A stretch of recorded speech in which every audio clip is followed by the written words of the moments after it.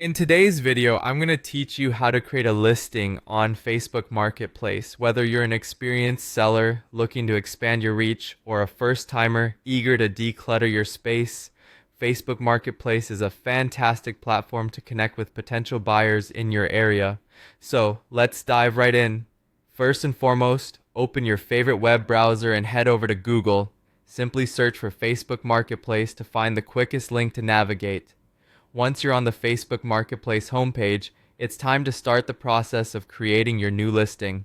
Look towards the top left of your screen and find the button that says Create New Listing. Go ahead and click on that. Next, you'll be presented with a few options to choose from. For this example, we're going to focus on selling an item, so let's click on Item for Sale. Now here's where the fun begins. You'll want to include as much appealing information about your item as possible, starting with a photo. If you're planning to sell, say, a gaming PC, select a clear, well-lit photo that showcases your item in the best way possible. A good photo can make all the difference in attracting buyers. After you've selected your photo, let's move on to the title. Type in the name of the item you're selling. In this case, you'll want to enter gaming PC.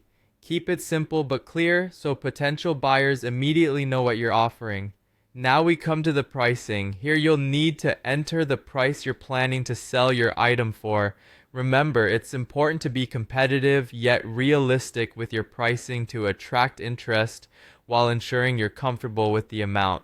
Now comes categorization. Click on the category drop-down menu. For a gaming PC, the best choice would be electronics and computers. Selecting the correct category is crucial as it enhances visibility for the right audience. Under the category, you'll find the conditions section. Click on the condition drop-down menu and select New or an appropriate option based on your item's condition. Accurate descriptions here help build trust with potential buyers. We're almost there. Once you've entered all the necessary information, you'll see the next button.